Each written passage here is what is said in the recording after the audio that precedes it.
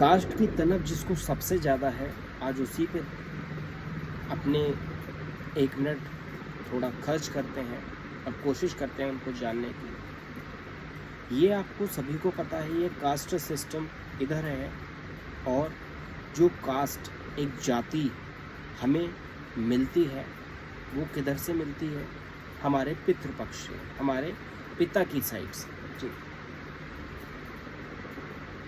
सुरजेवाला जी ने कहा कि राहुल गांधी एक जनेऊधारी दत्तात्रेय, उन्होंने गोत्र तक बता दिया, दत्तात्रेय ब्राह्मण है।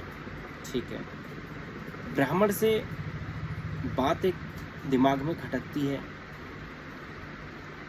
जो सरनेम इनको मिला गांधी, वो महात्मा गांधी जी के नाम से मिला, जैसा कि बताते हैं। उसका कोई प्रमाण अभी तक नहीं मिला है कि वो जो एक कानूनी प्रक्रिया के तहत उनको गोद लिया गया था, फिरोज खान को, फिरोज जो गांधी बने बाद में, वो उसका प्रमाण नहीं है। लेकिन मान लेते हैं चलो कि गांधी का जो सरनेम उनको मिला वो महात्मा गांधी जी के सरनेम से मिला। अब गांधी तो ब्राह्मण थे नहीं, तो राहुल गांधी कैसे ब्राह्मण बने? चलो मान लेते हैं कि राहुल गांधी ने शायद अपने नाना की तरफ से, क्योंकि पंडित नेहरू ब्राह्मण थे, अब मानते हैं वो ब्राह्मण थे, तो चलो ये भी मान लेते हैं उनका गोत्र दत्तात्रेय था। चलो ये भी मान लेते हैं वो जनेऊ भी पहनते रहे होंगे। तो अगर इन्होंने अपने पिता की साइड से मिला हुआ जो कास्ट सिस्टम है भारत में था, तो अगर वो नहीं लेकर अपने नाना की तरफ से अगर लिया होगा, तो फिर या तो वो राहुल नेहरू होने चाहिए, फिर गांधी सरनेम उनको हटा देना चाहिए। अगर वो गांधी सरनेम रखना चाह रहे हैं तो फिर वो ब्राह्मण नहीं हो सकते। आप अपनी माता की साइड और अपने पिता की साइड किसी एक का ही सरनेम इस्तेमाल करेंगे। ये तो नहीं है कि हम दोनों इस्तेमाल कर लेंगे कि मैं गांधी भी हूँ, मैं नेहरू भी हूँ। अगर आप पंडित हैं, ब्राह्मण हैं, चलो मान लेते हैं नेहरू जी से आपको वो मिला, तो फिर गांधी सरनेम आप दूसरा क्यों लेकर बैठे हैं? अगर गांधी सरनेम लेकर बैठे हैं तो आप ब्राह्मण नहीं हैं। ये तो जो ये मेरे वर्ड नहीं, ये तो सिस्टमैटिक मैं आपको समझाने की कोशिश कर रहा हूँ। तो राहुल गांधी अगर ब्राह्मण है तो गांधी नहीं है, और गांधी है तो ब्राह्मण नहीं है। एक बात तो ये स्पष्ट हो जाती है। पंडित नेहरू की बेटी श्रीमती इंदिरा गांधी जी, उन्होंने ये गांधी सरनेम उनको कब मिला? जब उन्होंने फिरोज गांधी से शादी करी। अब ये गांधी फैमिली ब्राह्मण तो नहीं थी, और गांधी जी राजीव गांधी के ये पुत्र हैं, राजीव गांधी के पुत्र हैं, तो ये गांधी सरनेम इनके साथ चलता आ रहा है, बट ब्राह्मण नहीं है। ये इनमें से कोई भी ब्राह्मण नहीं है। तो सुरजेवाला की जो अब फ्रंटली आके बोल देते हैं बिना किसी लॉजिक के, तो ये गलत साबित होती है। सरनेम एक ही मिल सकता है, या तो नाना का या दादा का। अब ये उनको डिसाइड करना है, वो ब्राह्मण रहना चाहते हैं या वो गांधी सरनेम यूज़ करना चाहते हैं, जो उनको उनके पिताजी की साइड से, दादाजी की साइड से मिला है। तो ये उन पर छोड़ते हैं। खैर, कास्ट सिस्टम को बड़ा ही तूल देकर ये लोग आगे बढ़ाने की कोशिश कर रहे हैं। कहते हैं कास्ट सिस्टम जातिगत जनगणना के जो खिलाफ है, वो इस देश के खिलाफ है। ठीक, कुछ सेकंड के लिए मान लेते हैं सन 1947 फरवरी सन 1947 में अफ्रंट आकर महात्मा गांधी जी, ये आपको बुक्स में भी मिल जाएगा, उन्होंने अफ्रंटली आकर कहा था अगर हमें हिंदुइज्म को बचाना है तो कास्ट सिस्टम को ख़त्म करना होगा। ये रिकॉर्डेड है, ये रिकॉर्ड में है, आप देख सकते हैं। ये एक छोटा सा सेंटेंस पूरे भारत को एक्सप्लेन कर देता है कि क्या सिस्टम था और क्या महात्मा गांधी जी की सोच थी। महात्मा गांधी जी ने बहुत ही क्लियर तरीके से कहा था कि हिंदुइज्म को बचाने के लिए कास्ट सिस्टम को ख़त्म करना होगा। अगर महात्मा गांधी जी के ऐसे शब्द थे तो ये राहुल गांधी के अंदर जो सोच है, ये बीज जो आया है कास्ट जातिगत गणना का, ये कहाँ से उपजा।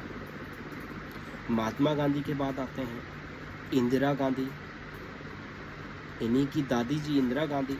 उनके ऑडियो क्लिप्स जो हैं, स्टेटमेंट जब वो भाषण दे रही थी, उनकी स्टेटमेंट आप लोगों ने सबने सुनी है। Indira Gandhi was not in favour of caste system.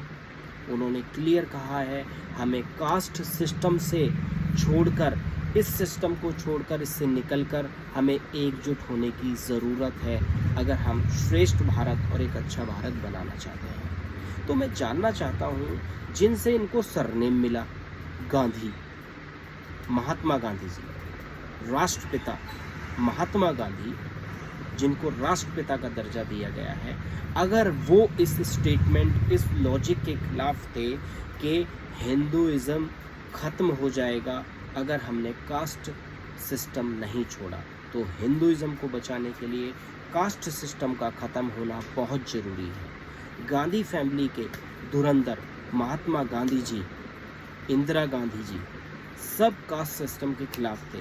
तो ये राहुल गांधी को 2024 के इलेक्शन के आसपास ऐसा क्या इनके साथ हुआ है जो इनको कास्ट सिस्टम में बड़ा ही एक विचित्र जो इनका इच्छा उत्पन्न हुई है, इसको जानने के लिए हमें कुछ सोचने की ज़रूरत नहीं है। ये लोग, इनकी मानसिकता इतनी गंदी हो चुकी है, इनके मंसूबे भारत को श्रेष्ठ बनाने के नहीं हैं।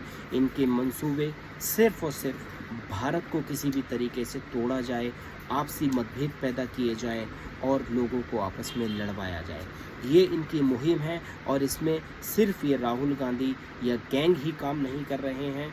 ये हिस्ट्री और सच्चाई दोस्तों कभी नहीं छिपती है, एक ना एक दिन सब कुछ सामने आएगा। इसमें अरवन नक्सल के बहुत बड़े धुरंधर भी इसमें मिले हुए हैं जो भारत को उच्च चोटी पर पहुंचने नहीं देना चाहते और भारत को कभी भी आगे बढ़ने नहीं देना चाहते हैं। तो ये पूरी मुहिम, पूरी गैंग भारत के खिलाफ काम कर रही है।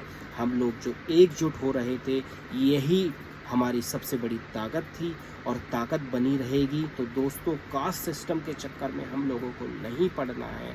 वर्ण सिस्टम के खिलाफ भी गांधी जी ने कहा था कि वर्ण और कास्ट सिस्टम, वर्णों को काम के अधिकार के काम के अकॉर्डिंग बांटा गया था। कास्ट सिस्टम ख़त्म होना चाहिए। कास्ट सिस्टम हिंदुइज्म को बर्बाद कर देगा। और अगर उनकी स्टेटमेंट, महात्मा गांधी जी की स्टेटमेंट देखी जाए तो इनका टारगेट सिर्फ और सिर्फ हिंदुइज्म को ख़त्म करना है। महात्मा गांधी ने ये बोला था, ये मेरे शब्द नहीं है, महात्मा गांधी ने क्लियर कहा था हिंदुइज्म को अगर सरवाइव करना है तो कास्ट सिस्टम को ख़त्म करना होगा। तो अगर इस स्टेटमेंट के तरीके से हम इसको समराइज़ करते हैं तो ये राहुल गांधी, पूरी अपोजिशन और जो अरवन नक्सल के लोग इसमें मिले हुए हैं, वो उनका टारगेट भारत नहीं है, हिंदुइज्म है, भारत है, भारत की बढ़ती हुई अर्थव्यवस्था है। इस चीज़ को समझने की ज़रूरत है और एकजुट होने की ज़रूरत है। दोस्तों, मेरे शब्दों पर जो मैंने बोला उस पर कतई भी विश्वास मत करो। सारा डेटा इंटरनेट पे अवेलेबल है। लाइब्रेरी जाओ, इंटरनेट पे सर्च करो। महात्मा गांधी के कास्ट सिस्टम के साथ थे, इंदिरा गांधी के कास्ट सिस्टम के साथ थी, राजीव गांधी के कास्ट सिस्टम के साथ थे। जब इनकी 3 पीढ़ी कास्ट सिस्टम के अगेंस्ट रही है तो आखिर क्या ऐसी मजबूरी और क्या ऐसे गंदे मंसूबे हैं इस पूरी गैंग के मन में जो आज कास्ट सिस्टम को लाकर ये भारत, एकजुट होते भारत को फिर से तोड़ने के गंदे सपने देख रहे हैं। धन्यवाद।